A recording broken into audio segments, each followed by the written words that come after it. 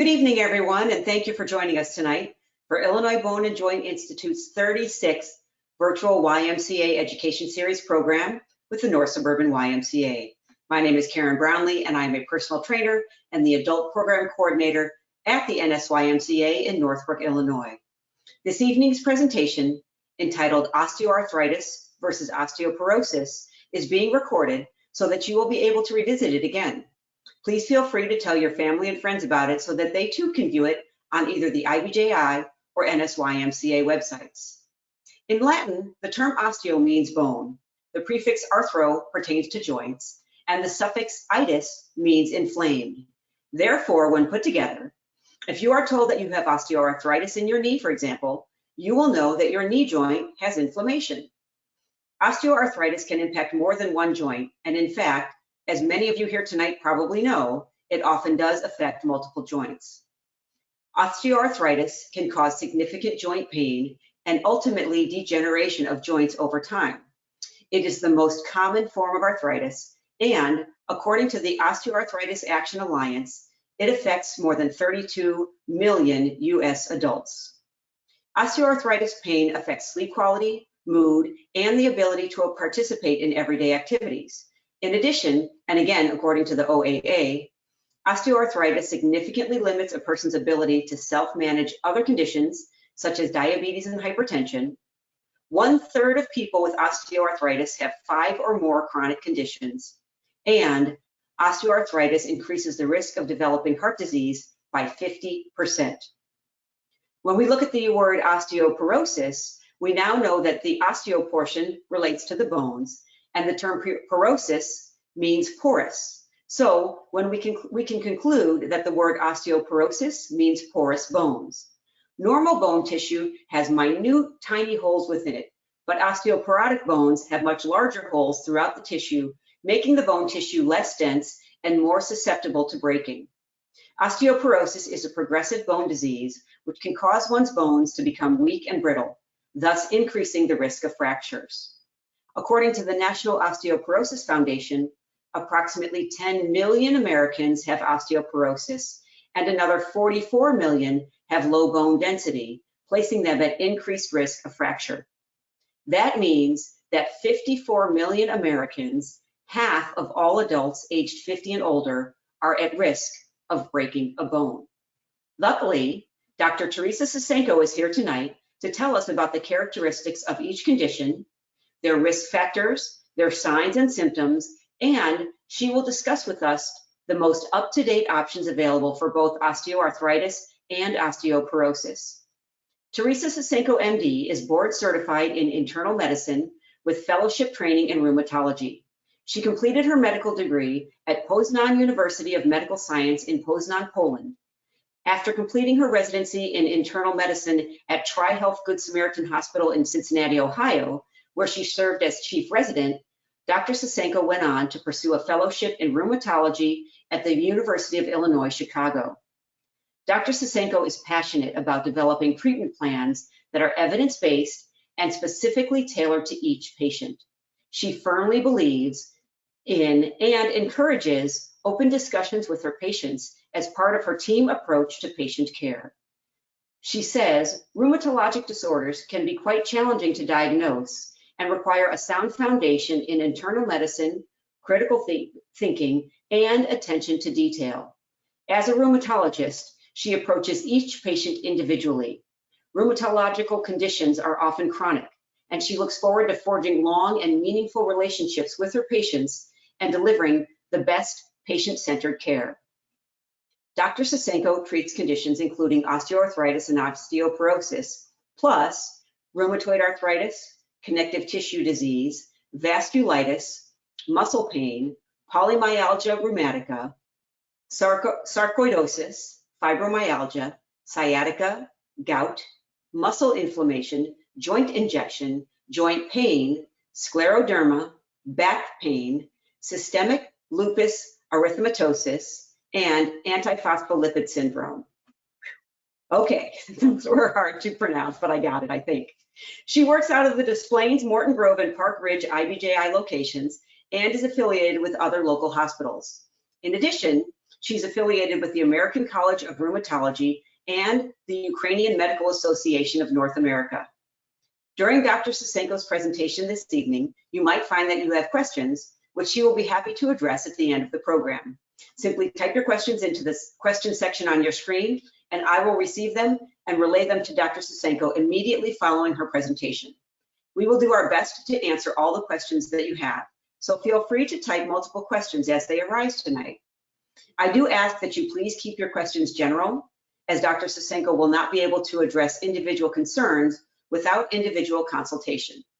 If you do have self-specific questions, please contact Dr. Sosenko via one of the options that will be listed on the slide shown during the Q&A portion at the end of her presentation tonight.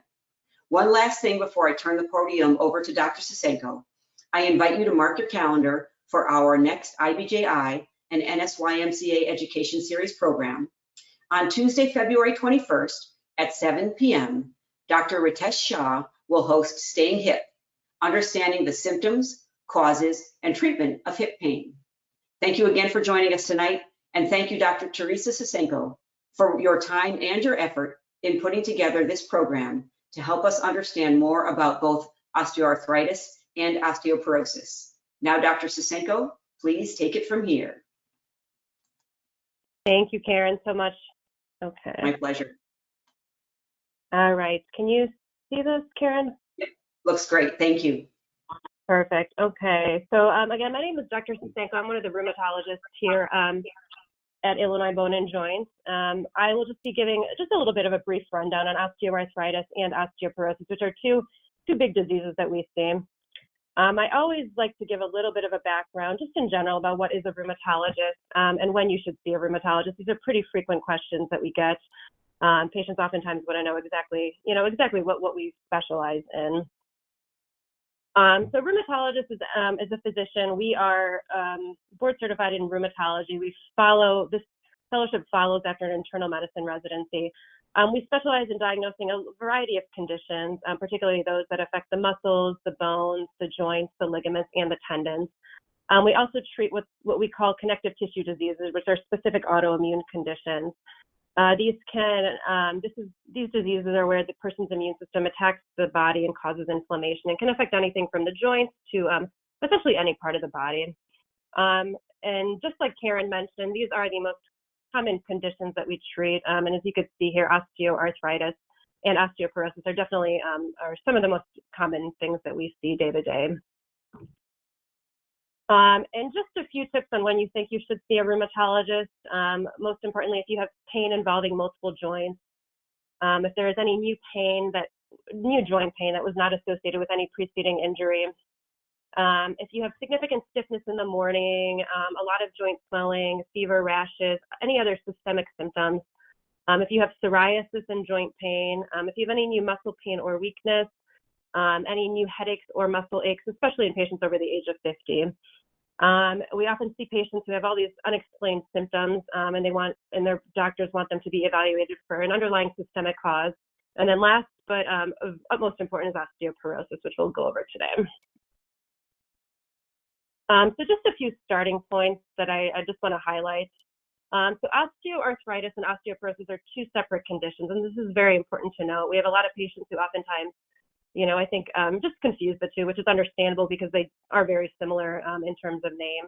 And again, they are two separate conditions and they are not related, and they are independent of each other.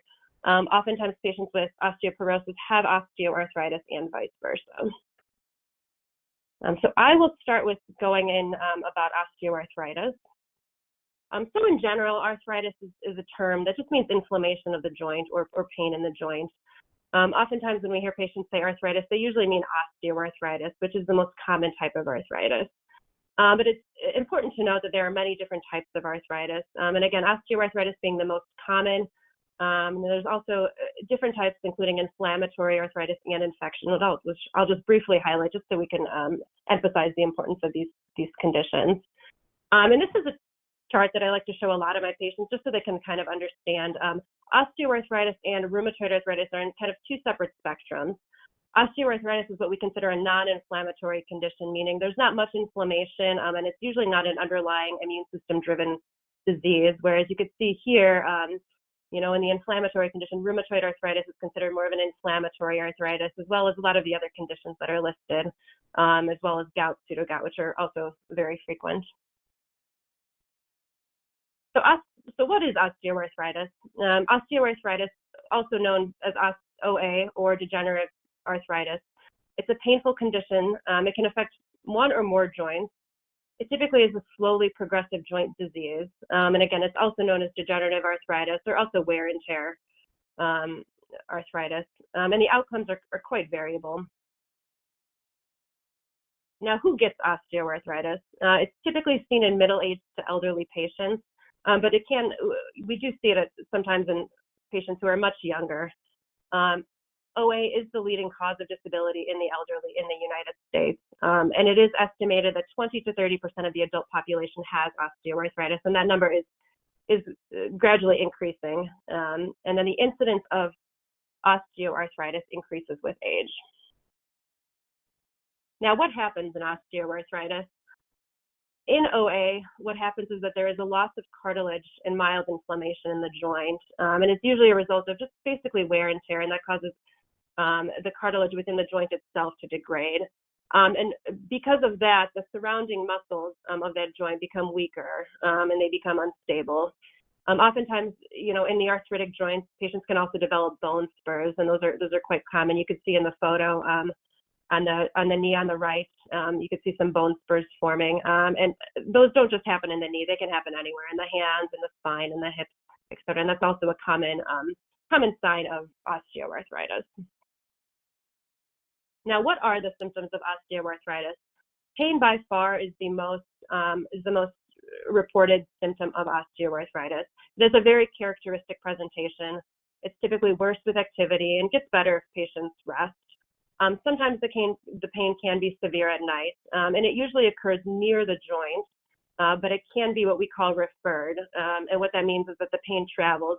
The best example of that would be hip osteoarthritis that oftentimes gets referred to the thigh and or to the knee. So some patients may have most of their hip arthritis pain more so in the thigh and the knee. Patients with osteoarthritis also oftentimes report stiffness of the joints. And again, that usually is worsened with inactivity. So oftentimes patients say when they first stand up, you know, it takes them a few minutes just to kind of loosen up their knees or loosen up whatever joints, you know, it may be. Sometimes patients also have swelling. We most commonly see that in the knees. And a good way that we differentiate, you know, whether or not this is from regular arthritis versus some other type of arthritis is we drain the fluid and we send it off to the labs to analyze it. Patients also oftentimes hear what's called crepitus, which is just a cracking sensation, very common in the knees as well. That happens because the joint space, as it loses its cartilage, the joint itself gets a little rough surface, and that's what causes that creaking noise. Some patients can also notice that their joints are changing shape. We see that in the knees. You could see some people that have advanced arthritis and they are walking bow-legged. Also in the hands, it's a very common area to see nodes forming at the distal joints. And then also decreased joint mobility. And a very good example of that is patients who have hip arthritis. They may have difficulty crossing their legs or, for example, sitting Indian style just because of the decreased joint mobility. What joints are involved in osteoarthritis? In osteoarthritis, almost any joint can be affected. The most common joints are the knees, the hips, the hands, and the spine. And in terms of the hands, we oftentimes see it at the base of the thumbs, and then also the most distal joints, where oftentimes patients get what we call Heberden nodes, which are specific bone spurs. This is important because oftentimes rheumatologists use this to differentiate between osteoarthritis and other types of arthritis. Now, I also want to briefly go over the risk factors for osteoarthritis. There are quite a bit of them. Age by far is the strongest risk factor that is associated with osteoarthritis. The prevalence of osteoarthritis increases with age. There's also thought to be a hereditary component to OA. There's been a few studies that have estimated about a 50 to 65% risk of a heritable component in osteoarthritis. And then sometimes patients have genetic factors that may lead to misalignment of a joint that could potentially lead to deformities that does increase your chance of having osteoarthritis. Unfortunately, it is more common in women, which we'll also see later in osteoporosis that that's also the case. Obesity by far is becoming a much bigger risk factor. We do see that there's a large increase in osteoarthritis nowadays, and that most likely corresponds to the increasing rates of obesity. Tobacco smoking may also contribute to degenerative arthritis. If there's been any sort of previous joint trauma or injury, that can also lead to early osteoarthritis. And then there are certain occupations, for example, we oftentimes see accelerated arthritis in patients who are construction workers or, waitresses or people who are on their hands and their feet for long periods of time. And also in competitive sports, specifically basketball players, we see that quite frequently. And this is a very important point just to kind of highlight again that obesity does have a very large impact on osteoarthritis, and there's a few reasons for that. As I mentioned before, the increase in the prevalence of osteoarthritis is directly attributable to the rise in obesity. And being just 10 pounds overweight puts an extra 15 to 50 pounds of pressure on your knee, so that does increases the stress that the joint has to bear, and that is much more commonly in the lower extremities. And just by those extra pounds, that will make you more likely to develop osteoarthritis, or if you have it, it can worsen it.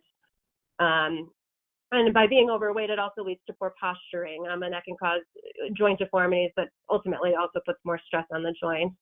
And a lot of patients also mentioned, I have a lot of arthritis in my hand, but, if I'm heavy, really the knees and the hips should be affected. Well, that's not necessarily the case. Our body has a lot of inflammation, a lot of proteins that drive inflammation, and those are activated by adipose tissue or fat cells, essentially. And so patients who have more adipose tissue activate these inflammatory cells, and that will lead to that will travel to the joints and cause inflammation and damage to the joints. And that's why patients, who are overweight also tend to get more advanced arthritis in other areas, not just the knees or the hips. And by losing just 10% of your body weight, you can cut your arthritis pain in half.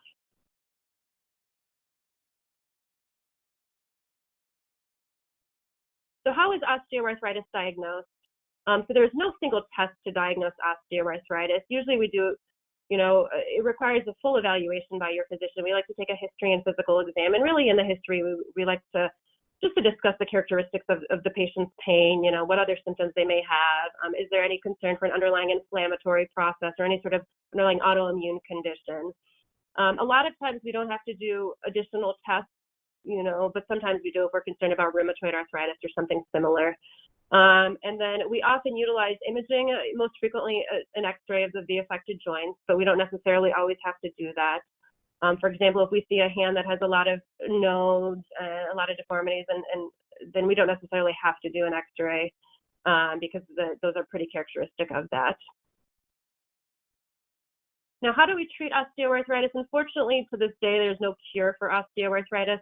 A lot of what we do is just focus on controlling the symptoms, specifically pain, and preventing progression.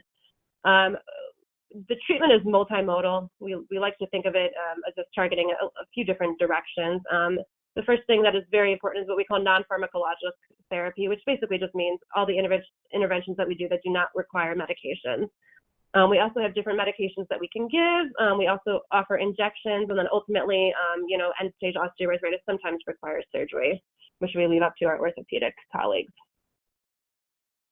Now, non-pharmacologic osteoarthritis treatment, which again just means the way we manage arthritis without medications, is ultimately the key part in osteoarthritis treatment and management. It really is first-line therapy. The reason being is because these can improve your symptoms without the potential side effects the medications can bring. Weight loss ultimately is a huge key in that. And again, just like I emphasized before, there's a very strong tie between weight and osteoarthritis, not even developing, but also the progression of that. And we see that much more commonly, again, in the load-bearing joints, such as the knees or the hips, but we can see that across the board. Physical therapy and exercises are also very, very important. Physical therapy and any of the exercises help improve flexibility. It strengthens the muscles which surround the joints, which oftentimes get weak because of the osteoarthritis. And it is well known that people who exercise regularly with arthritis typically have less pain, and they do have better function than those who are inactive. Sometimes we also utilize different types of splints or braces and walkers or canes if needed. All right, so I will now go over the pharmacologic osteoarthritis treatment. And this is basically the medications and different preparations that we do to treat arthritis. We oftentimes start with topical therapies first, and these are things that can be applied directly to the skin. The most common therapies that we use are topical NSAIDs or non-steroidal anti-inflammatories. Kind of the original one was diclofenac, also known as Voltaren as the brand name, and then Aleve and Motrin and a few of the other anti-inflammatories have now started making their own cream. And then topical capsaicin, this is an oftentimes underutilized topical medication for arthritis. It's actually made from hot chili peppers, so it can be a little uncomfortable, but what it does is it helps reduce one of these certain enzymes that causes pain that is found in the nerve endings. We also use non-steroidal anti-inflammatories, which we call NSAIDs, and examples of those are ibuprofen, naproxen, diclofenac, meloxicam, Celebrex, and those are just to name a few. There are a lot more. These should definitely be used in consultation with your physician. They should be used for the lowest dose and shortest duration if possible. And the reason I say they should be used in consultation is because they do have certain side effects that need to be monitored, specifically kidney function. They can potentially sometimes cause issues with your stomach. Acetaminophen, which is also known as Tylenol, is also frequently used. Sadly, there's very little benefit to relieve osteoarthritis pain despite the arthritis labeling on the Tylenol. Most patients have very little relief with that, but a lot of times we reserved to acetaminophen just because they cannot take NSAIDs. And then we do offer injections. There are the two most commonly given injections are steroid injections or viscosupplementation, which is the same as what people may hear being called gel injections. Steroid injections can be given every 3 months, and viscosupplementation can be given every 6 months. And these are relatively painless, or I should say minor pain-associated injections. And this is also a very frequent question that we get. Patients oftentimes buy joint supplements that they see online or in a commercial or have friends that take them. And the most common ones that are sold are glucosamine and chondroitin. Unfortunately, there's really been no evidence to suggest that these are beneficial. Fortunately, they're not harmful. So usually what I tell my patients is that if they are on it and they find it to be beneficial, then they can continue it, but otherwise we don't typically promote them. Now, what are the outcomes of osteoarthritis? They are quite variable. The course really varies greatly between each person, and it really also depends on which joint is affected. Some patients are able to function almost normally despite the pain, while other patients may have difficulty with even simple tasks.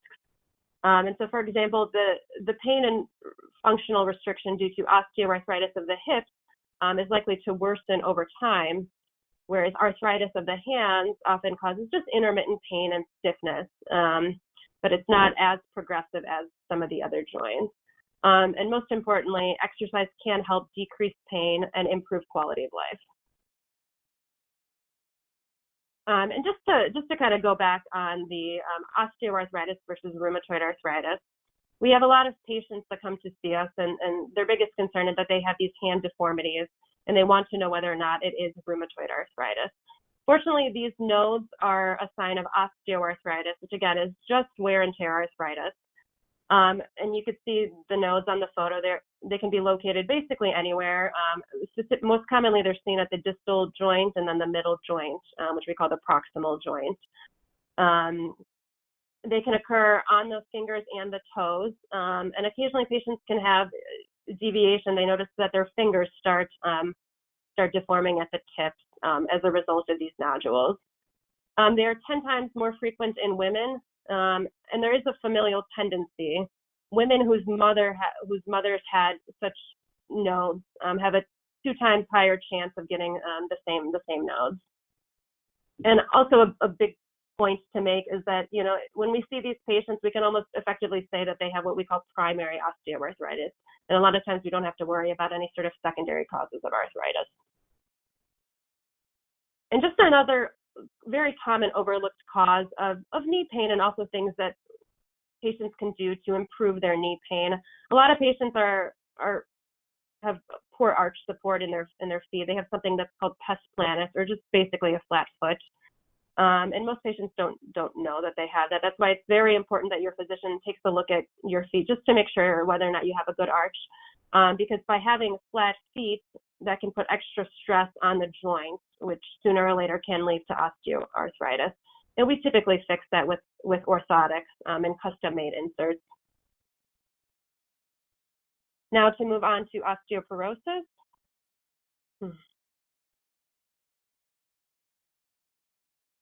So what is osteoporosis? So osteoporosis is a common condition. It results in bones to become thinner and weaker in structure. And you could see here on the photo, just like Karen had mentioned, you know, our bones typically have very small pores, but with osteoporosis, those pores get bigger and bigger because the bone itself gets thinner and thinner. Osteoporosis leads to an increased risk of fracture. It's estimated that approximately 1 in 3 women and 1 in 5 men over the age of 50 will have an osteoporotic fracture. And those numbers are quite high if you think about it. And then osteoporotic fractures account for approximately 1.7 million fractures requiring hospitalization in the US, but as many as 2/3 are not clinically diagnosed. And just one other fact that I like to tell my patients is that a hip fracture, most people don't know this, but a hip fracture comes with about a 15 to 20% mortality. And most of the time in a patient over the age of 50, a hip fracture is considered osteoporotic, unless, of course, there was some sort of major trauma or accident. And are there any symptoms of osteoporosis? No, and this is a big key take-home point. That's why screening is very important. Osteoporosis does not have any symptoms unless you break something, and that's when you know you have it. There are a few things that are clues that we see in patients. Sometimes they'll report that they've been noticing that they've been getting shorter and shorter over time, or also that they have more of a hunched posture, just like demonstrated in the photo, the lady all the way to the right. That's something that we call a dowager's hump, and that's a result of vertebral fractures from osteoporosis. And now, who gets osteoporosis? It is definitely much more common in women, specifically in older postmenopausal females, and those of the non-Hispanic, white, and Asian races. Over the age of 50, 1 in 2 women and 1 in 6 men will suffer an osteoporotic-related fracture in their lives. And again, that's why screening is very, very important. Now, do men get osteoporosis? They do. They definitely do. They just get it at a much later stage than women do. And it's estimated that approximately 1 to 2 million men in the United States have osteoporosis, and these only take into account those who are screened. The actual rates are likely much higher. The diagnosis for diagnosing women and men is the same, and really the biggest difference is just that men begin screening at a much later age, after the age of 70, or certainly earlier if they have risk factors. And the treatment is the same for between men and women. Now, when does osteoporosis occur? So during our life, our bones are continuously removing and replacing bone, and this is the natural function of the bone. It allows the bones to heal, to grow, and to get stronger. When we're younger, we have a lot more bone being formed and very little is removed, and that's why we grow when we're younger. At the age of 30, plus or minus, the bones reach an equilibrium, and that's where the bones are removing and replacing bone at roughly the same point. Shortly after that, usually between the ages of 30 and 50, we start noticing just a slight decrease in bone mass, and then that beyond age 50, that really just starts to plummet. In women, that is much more accelerated after menopause, whereas opposed to men, that usually begins a little later, around the age of 70. Now, what causes osteoporosis? And so, like I mentioned, it's basically osteoporosis is due to thinning and weakening of the bone and a change in the bone structure. When we're evaluating patients for osteoporosis, we like to look at a few different things, specifically the risk factors that patients may have. And we really categorize them into two categories: non-modifiable or modifiable risk factors, meaning are there things in your life that you basically just can't control? For example, your age, your gender, your race, if there's a family history of osteoporosis. And as we can see here, patients who are advanced age, who are female, who are either Caucasian or Asian in race, who are low peak bone mass, which we can't change. If there's a family history of osteoporosis, if patients menopause early, those are things that we all can't change, but they are certainly risk factors for osteoporosis. And then there are things that we can change, and those are things such as smoking, alcohol, and specifically, they usually consider more than 2 drinks per day to be a risk factor for osteoporosis.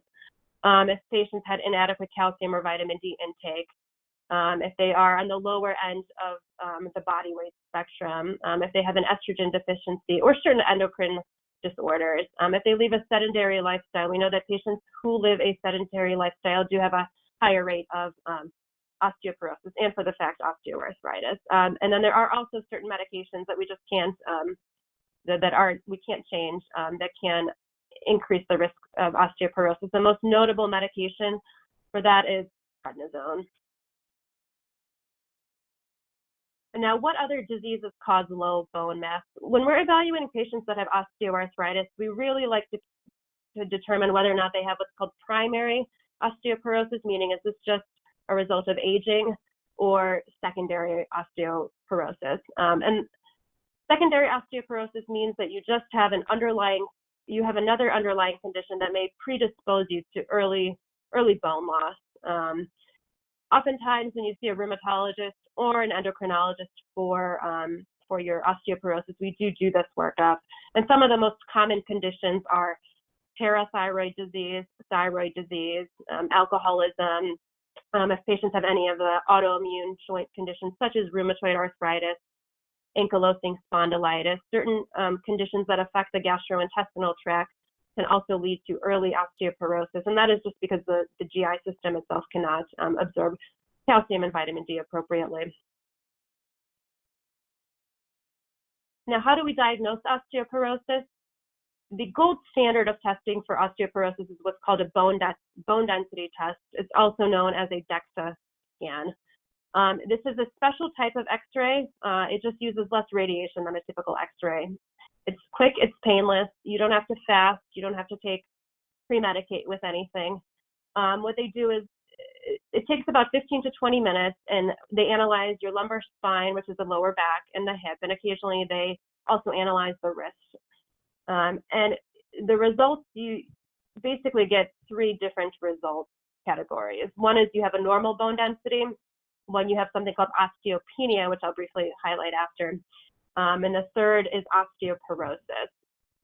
Fortunately, over the last few years, there has been up and coming evolution of the DEXA machine.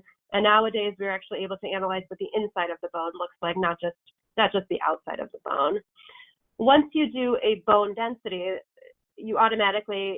a fracture risk is automatically calculated. And what that does is that takes into account your bone density results as well as potential risk factors that you may have for osteoporosis, including age, gender, sex, if you're on prednisone long term, if you are a smoker or drink alcohol. And that is also very important in terms of management. Now, who should get tested for osteoporosis? People, when they think of osteoporosis, they usually think of postmenopausal women over the age of 65. Some of the guidelines also recommend testing in females once they hit menopause, and that's just to kind of be on top of the bone loss. Men over the age of 70, this is definitely an under-screened population. Any patient who's had a vertebral deformity or a vertebral fracture, they definitely need to be tested for osteoporosis. If you are a postmenopausal female or a man over the age of 50 and you've had any sort of fracture, you would also qualify for testing of osteoporosis. Let's say you go to the doctor and they do an X-ray, and the X-ray read mentions that you have osteopenia on an X-ray. that should also be checked, because if you have osteopenia on these joint x-rays, then there is a concern that you may have osteoporosis. Certain conditions also warrant testing for osteoporosis, the most common being if you've been on long-term prednisone, if you've undergone menopause early, or if you have a variety of other autoimmune or endocrine disorders. And then we also do bone densities to monitor osteoporosis treatment. Now, what is osteopenia? Osteopenia is mild thinning of the bone, where the bones are just slightly weaker than normal. It is what we call a precursor to osteoporosis. Just because you have osteopenia does not mean that you are off the hook. You still need to have frequent bone densities, and the recommended screening interval for, or monitoring interval, I should say, for osteopenia is every 2 years. And calcium and vitamin D are really, really important at this stage to prevent progression to osteoporosis, as well as some of the other lifestyle interventions, including exercise. I was diagnosed with osteoporosis. Now what?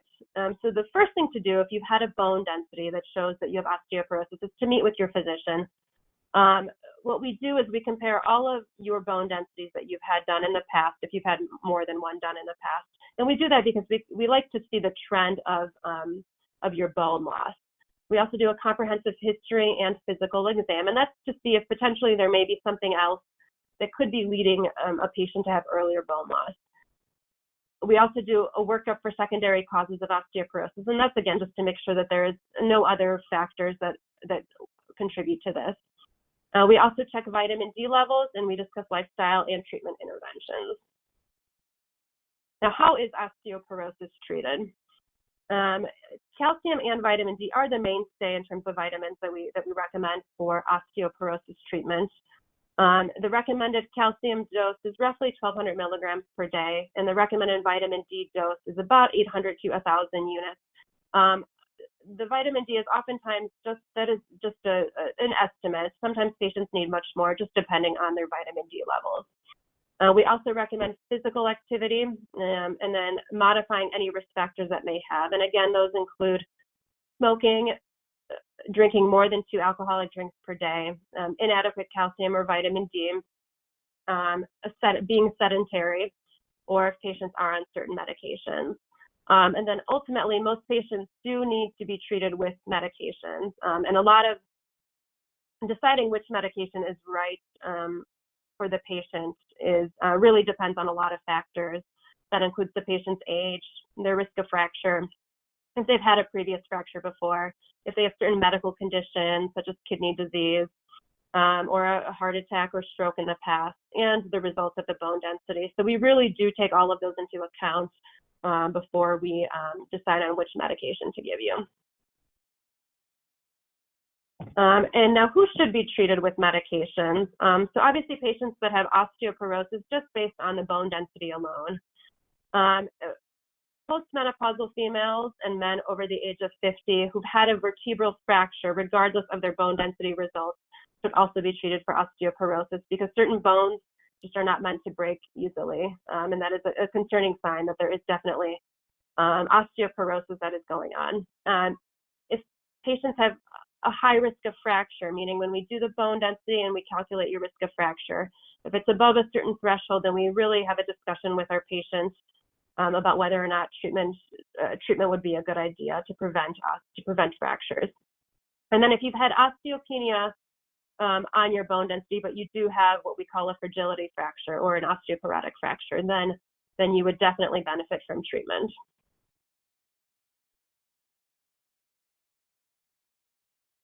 Calcium is the most important vitamin in bone health.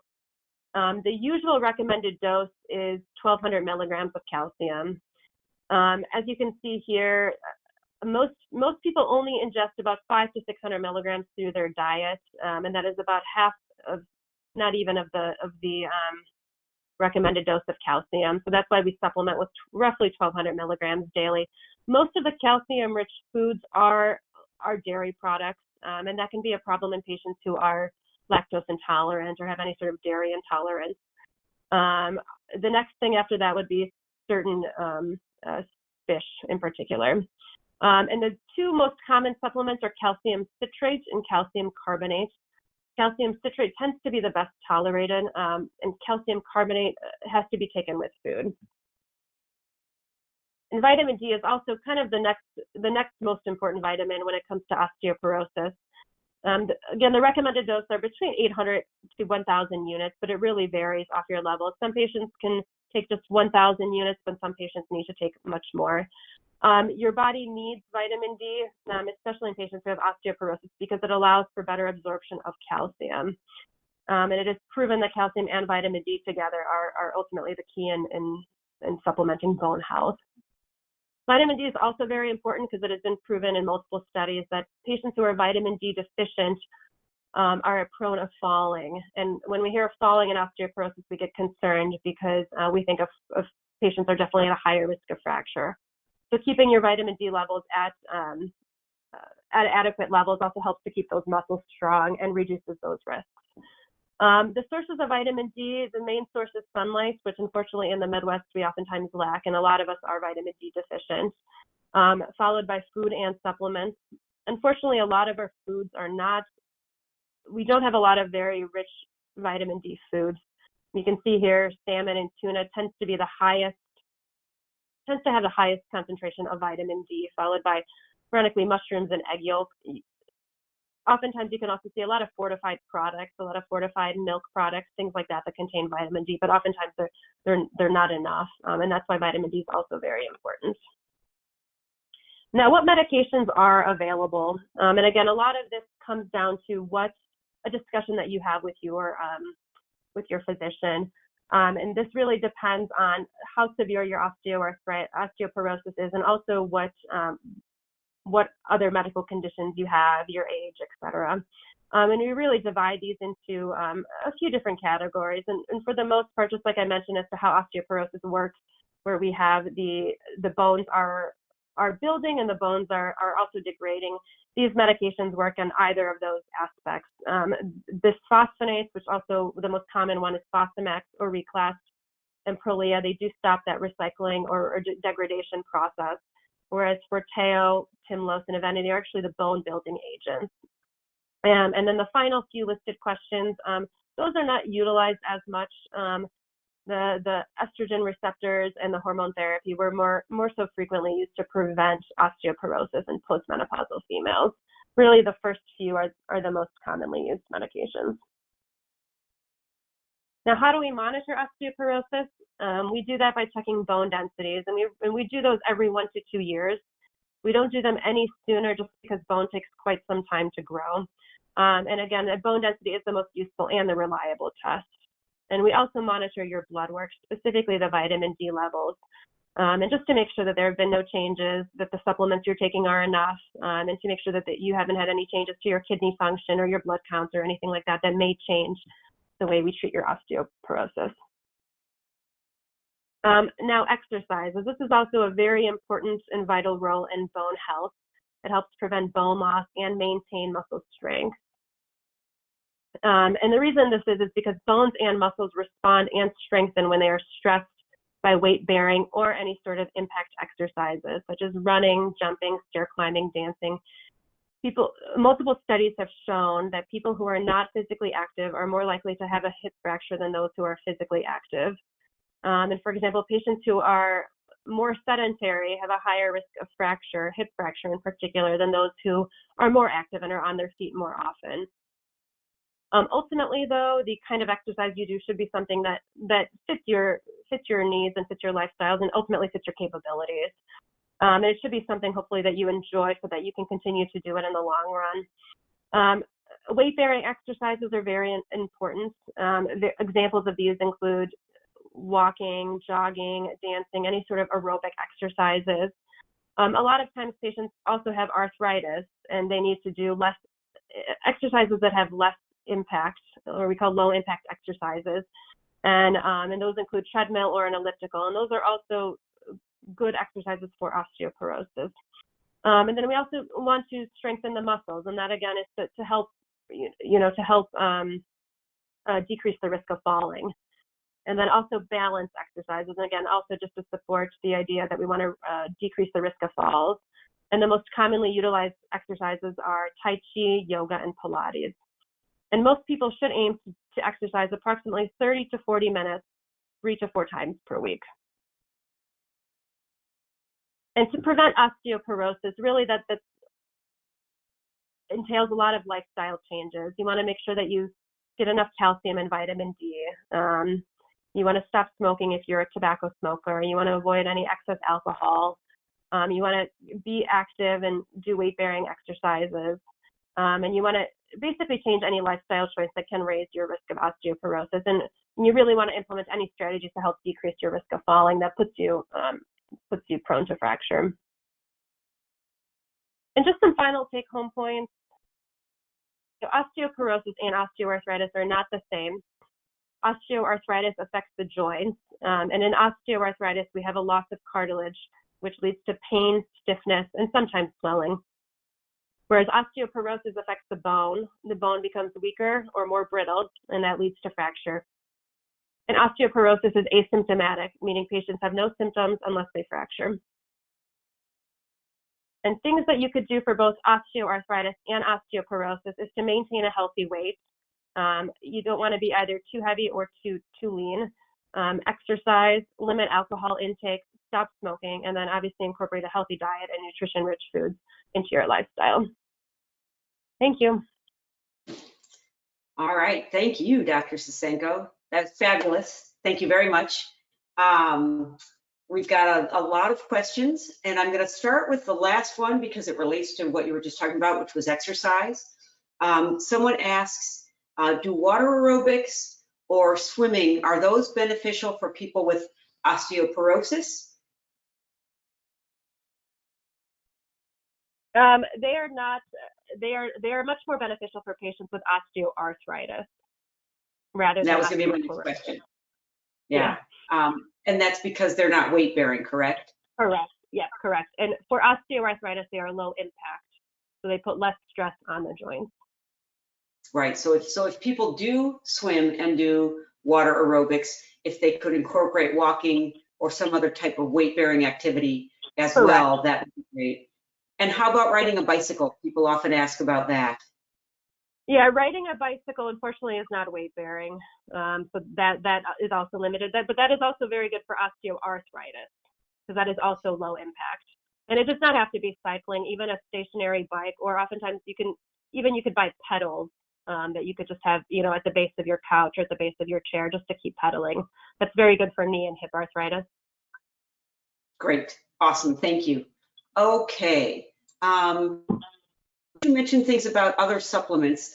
Someone asks, do you feel that turmeric supplements can help decrease the inflammation of osteoarthritis? Yes, turmeric and fish oil, those are probably the best noted anti-inflammatory supplements, and we oftentimes do recommend those in patients who have osteoarthritis. We recommend taking turmeric the supplements. The powder is just not enough dosage, so most patients need to take an additive tablet of turmeric. Great. Okay, thank you. That's helpful. Someone asked, if you acquire osteoporosis, can that heighten your susceptibility to osteoarthritis? No, they are entirely separate, but we do see that a lot of patients with osteoporosis also have osteoarthritis. Yeah. Okay, great. Thank you. Someone asked, is there anything that can be done for a person who was told that their knees are bone on bone, arthritis-wise? Yeah, so that depends on a few factors. So even if a patient is bone-on-bone arthritis on the X-ray, it really comes down to, unless the X-ray shows a lot of severe damage to the joint itself. If we say bone-on-bone, what we mean is that the cartilage is thinning. We're losing cartilage within the joint. If patients have minimal pain and for the most part they just have, let's say a bone-on-bone X-ray, then we can manage them conservatively, meaning with lifestyle, medications, physical therapy, or injections.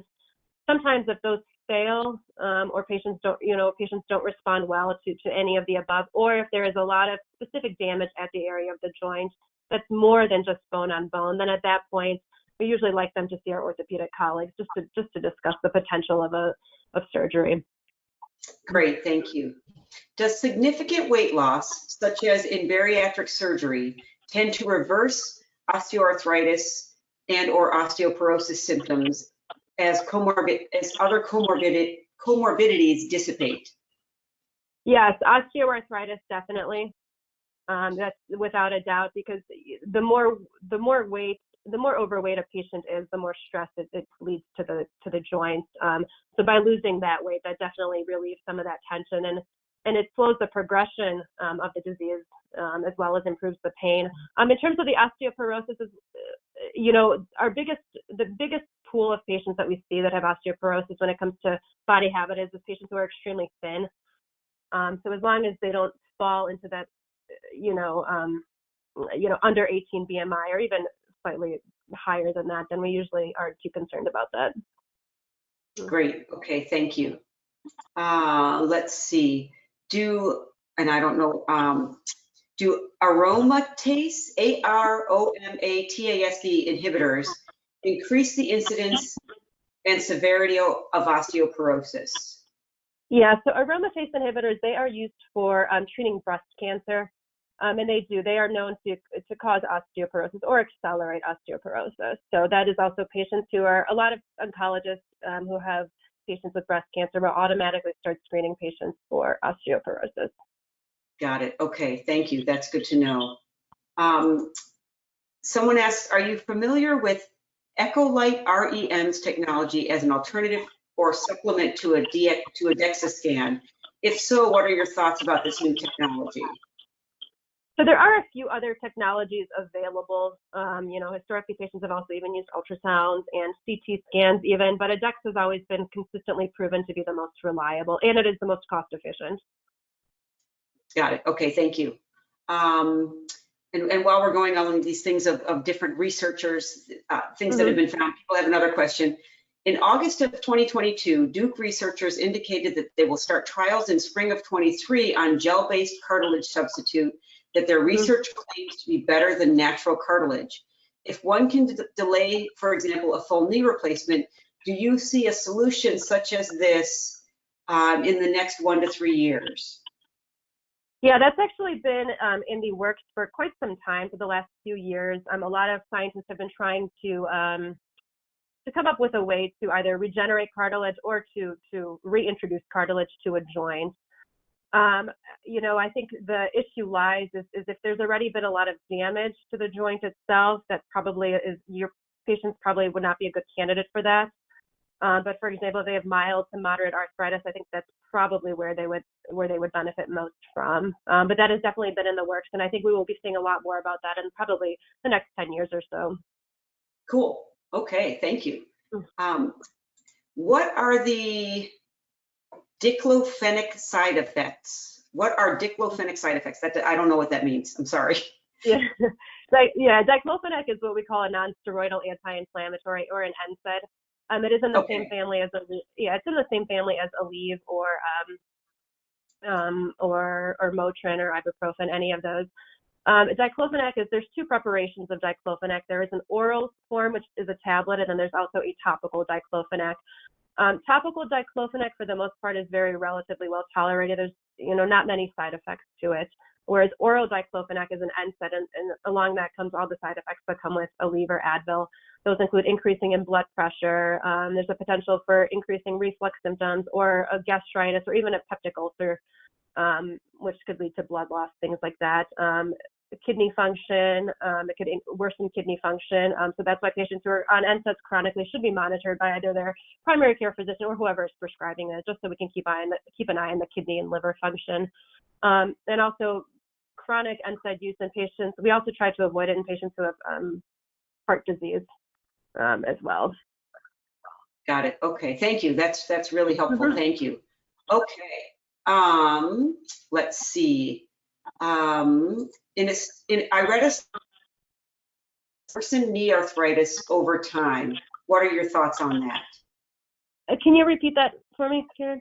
The beginning? Sure. Someone said that they read a study that steroid injections worsen knee arthritis over time, and they wanted to know what your thoughts were on that.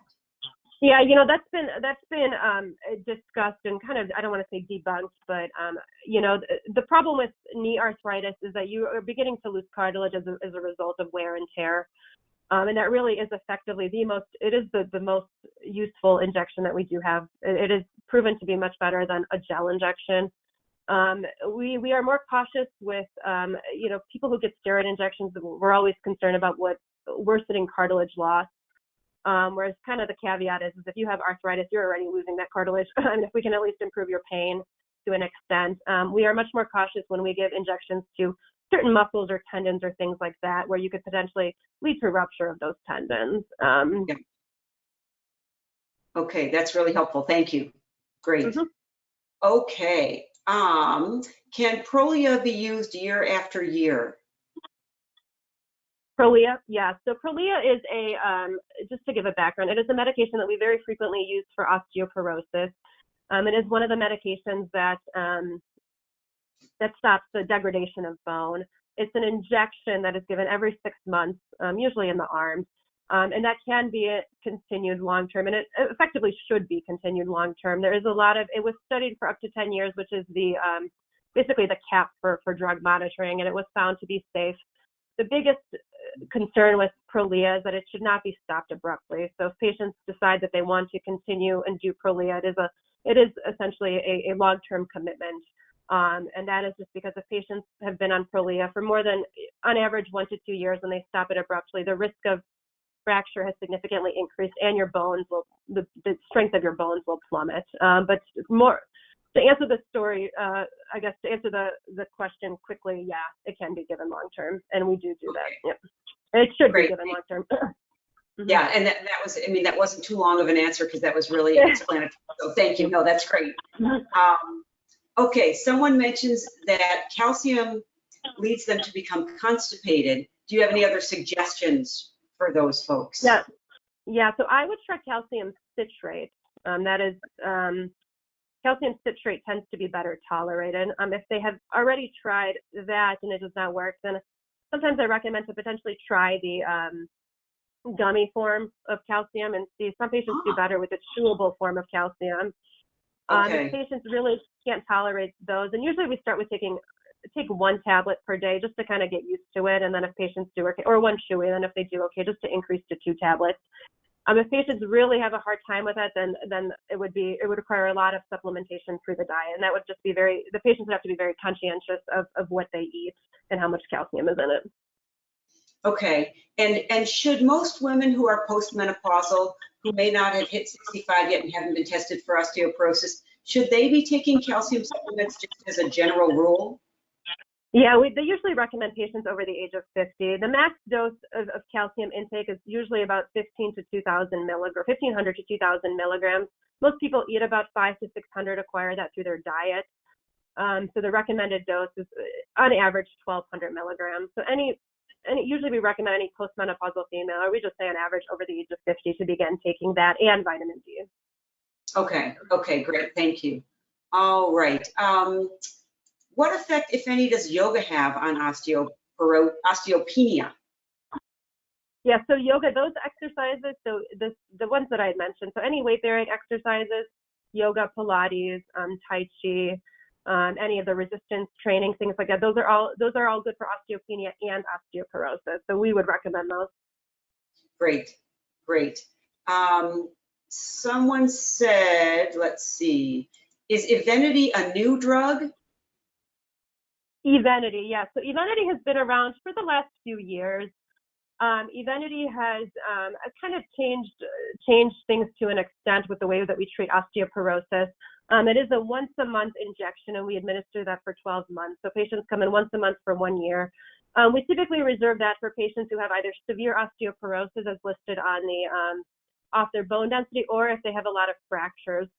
And the reason being is because Evenity has a dual action. It's the first medication in its that we've had thus far that works on both building bone but also stops degrading bone. So that's why it's very, very beneficial in these patients. Excellent, thank you. Okay, and I'm looking at some other questions here. How are we doing? We're at 8 o'clock. Let me see if there is anything we've asked you. That one. Okay. Oh, are there side effects of CBD oil on a painful location? So it sounds like somebody's applying CBD oil. Are there side effects? No, and it will not worsen osteoarthritis. So if patients feel better, with that, then I would recommend to continue that. It does not have any negative effect. Okay, great, thank you.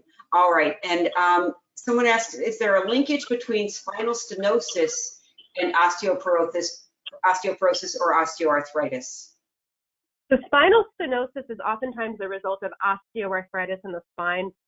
So a lot of times we'll hear the term degenerative disc disease or arthritis in the back. And usually what happens is the arthritis just leads to basically spinal stenosis, which is narrowing of where the spinal cord runs. So that is usually indicative oftentimes of osteoarthritis, and is not related to osteoporosis. So it's related to osteoarthritis. Awesome, thank you. And someone asks, does the bone density actually improve with treatment and weight-bearing exercises? Yes, yeah, and that's why we use the bone densities to monitor them.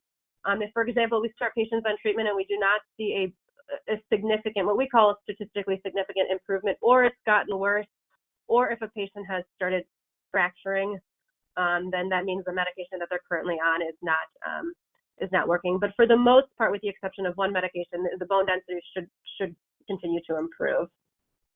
Great. Okay. All right. And I'm going to let you go, although lots more questions keep coming in, but it's after 8 o'clock. So again, please feel free to reach out to Dr. Sosenko. Here's her information. You can reach out to her via phone or go through the IBJI website to find her. Dr. Sosenko, thank you so much for your time. Thank you so much, Karen. For the wonderful presentation, and I hope that you'll do it again for us sometime. Awesome. Thank you so much, Karen. Have a nice evening. Take care. Have a great night. Thank you. Thanks, everybody. Bye-bye.